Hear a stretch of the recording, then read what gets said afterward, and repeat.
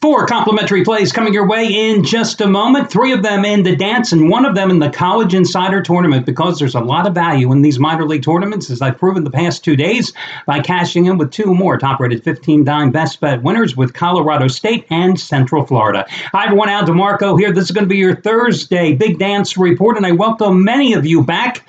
Yeah, I know the deal. A lot of you took off right after the Patriots Super Bowl win, and then you come back today. My advice for those of you out there coming back and betting the tournament when you haven't bet the last 6 weeks, guys, listen, there's a plethora of games here, but you only need one to make you a winner. Biggest mistake gamblers make. They play too many games. Listen, I know. 20 years ago when I first started gambling, before I got into this business, if there were 25 games on the board, I'd find a way to bet 30 sides. That's the way I was, and the VIG just killed me. Now listen, if you want to bet more than one game today, the strategy is to bet an early game, see how you do, and then reinvest, hopefully, the profit on a night game. But you've got to key your number one best bet. You got to key that selection, and that's what you're going to go with your maximum bankroll allocation. In terms of the handicappers here at the site, I don't ever pull any bones here. I tell you the way it is. The hottest handicappers at the site, other than yours truly. Yes, I've been on quite a roll here over the past month, especially in college basketball. Jack Brayman won again last night. Third ever 150 dime play was Central Florida. Other guys, and also has 100 dime winner number 6 in a row going today, and it's another half price release, just like my latest play is half price as well. Other guys that have been on rolls, Eric Schrader has been on a roll, or it's Eric Schroeder. And one of these days I'll get around to asking him how he wants me to pronounce his name. Hey, listen, do I really care? Neither do you. Chuck O'Brien has been on a nice roll here over the past month. Shawn Michaels has as well.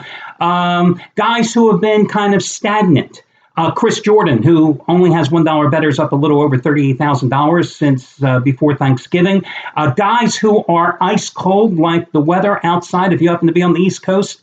Those would be Brad Wilton, who has lost 7 straight days. Anthony Redd, who had been on a nice winning streak until the past 2 weeks. So I wouldn't put a lot of stock into their opinions today.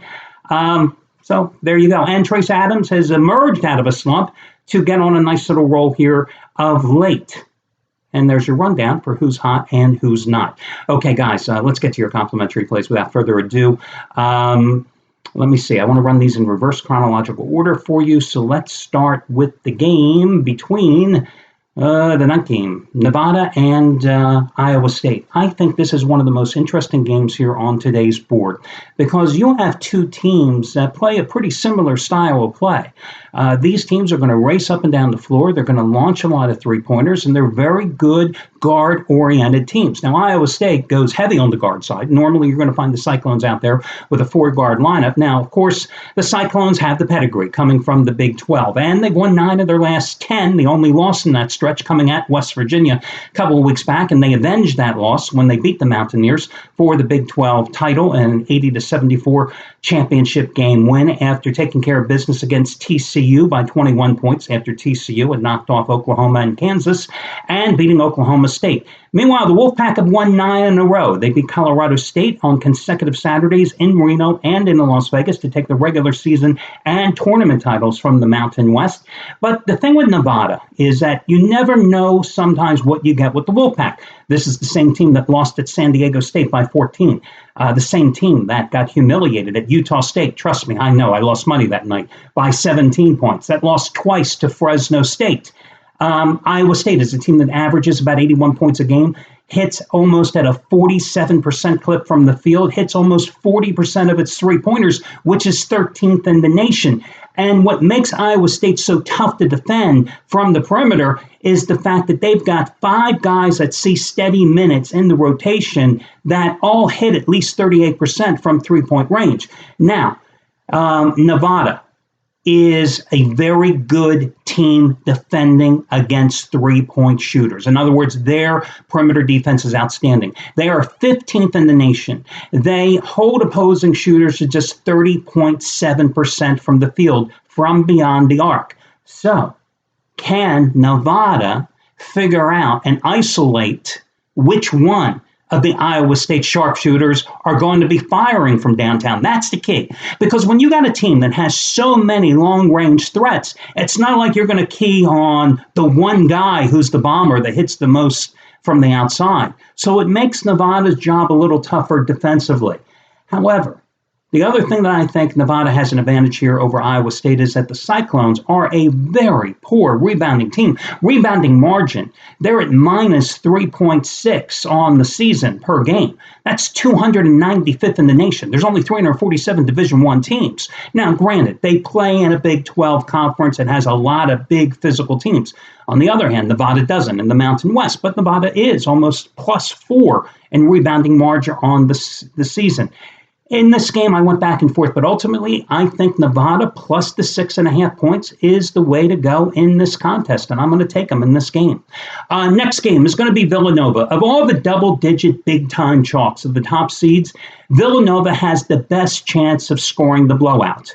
Would I bet on them? No, for one reason. Does Villanova want to win by 30 points over Mount St. Mary's today? Villanova can win. Could win by 40 points. Remember, this is a Villanova team in its Big East tournament opener. Took care of business against St. John's, beating up the Red Storm 108-67. And that was at the Garden in New York. They can certainly beat the hell out of Mount St. Mary's coming off that win against New Orleans and Dayton 2 nights ago. Traveling to Buffalo under the most adverse conditions through the blizzard, right? I think they could certainly put a whacking on this game on Mount St. Mary's. Question is, do they want to? Because remember, Villanova has got a long road ahead of itself if it wants to defend its ground. And this is not a very deep team. Villanova only really goes 7 deep. Just got done 3 games in 3 days winning the Big East tournament. After that blowout of St. John's, barely escaped with a last-minute victory against Seton Hall, who they lost to in last year's Big East tournament title game. Then took care of business, got the winning cover against Creighton in the championship game. But again, they are so much more physical. They are a better rebounding team. In the backcourt, with Brunson and Jenkins, they are a much bigger team, guard-wise, than Mount St. Mary's. They've covered 6 straight big dance games. I think Villanova laying 27 points, I would go ahead and do it because I think it's a blowout. Would I bet on it, though? Seriously, no way. Okay, 5-12 seed that I think has the best chance of winning, the only 5-12 seed where I think the 12 seed is going to win, is a team that shouldn't be a 12 seed. It's just not right. It's Middle Tennessee State. Listen, these guys as a number 2 seed as a number 15 seed against a number 2 seed last year, Michigan State. Blue Raiders took care of business against the Spartans.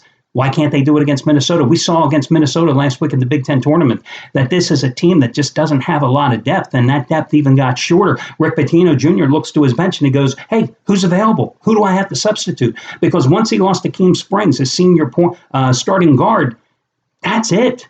I mean, he took this number 6 guy off the bench, put him in the spring spot in the lineup, and that guy played 40 minutes, 2 straight games. They just don't have depth. Now, what Minnesota does have is size, led by Reggie Lynch, the Defensive Player of the Year for Minnesota in the Big Ten. But remember, Middle Tennessee State has size as well with Ja'Cory Williams and Reggie Upshaw. Guys that are 6'7", 6'8", that combine to average almost 16 rebounds and a little over 32 points a game. They also have a guard in Giddy Potts who has scored 30 points in 2 of his last 4 games. And remember, Potts was one of the guys who led the upset of Michigan State last year. Michigan State, Middle Tennessee State is a team that I learned my lesson. I went against them in the Conference USA semifinals and took UTEP as a best bet last week, not realizing that Middle Tennessee State was so focused that they wanted to kick UTEP's ass, and that's exactly what they did because UTEP was the only team to beat them in play in the last 21 games. And they took care of business, winning that game by 26 points. And then they took care of business against Marshall in the championship game of the Conference USA tournament, 83-72, after the Thundering Herd had been on a nice little roll in the tournament. I think Middle Tennessee State deserves to be a 1-point favorite in this game. I think everybody in the world is betting them because, hey, this is the 5-12 seed. And, historically, one of these 12 seeds wins. Well, the same way Wichita State shouldn't be a 10 seed, it's the same way Middle Tennessee State shouldn't be a 12 seed in this spot. It's a joke. But hey, who are we to look at a gift horse in the mouth? Take them as a winner. Your final play comes in the College Insider Tournament where I like Texas State. Quick, where is Texas State located? Cue up the Jeopardy music, please. I tell you, we got to pay more money for our production value because we just don't have that audio track queued up. They are in San Marcos, Texas. Ladies and gentlemen, San Marcos, Texas is about a 45-minute drive south of Austin, Texas. I've been there once in my life. It's the College Insider Tournament. Listen, Texas State upset Texas Arlington last Saturday in the Sun Belt Conference tournament semifinals. Next day, I went against them, took Troy in the championship game because I thought, hey, Troy was on a roll, and Texas State, it was an obvious letdown situation, and it was. They got bounced by Troy in the finals. But this is the bottom line. They're back at home. They've won 5 straight games at home. They're taking on a Lamar team tonight that allows almost 72 points a game, is 5-5 in its last 10 games, is not a very good team on the road. You've got a team, Texas State, that's in a top 25 team defensively, giving up a little under 64 points a game. And I think with a couple of seniors on their squad, this is another chance for a home game. And I think they're going to destroy them here. And I like Texas State by double digits. So that's going to be your final free play, along with Middle Tennessee State, along with Villanova, and the other complimentary play. I'm taking a shot with Nevada as the dog. That'll do it, guys. I wish you well, and I'll talk to you again tomorrow when we do this one more time.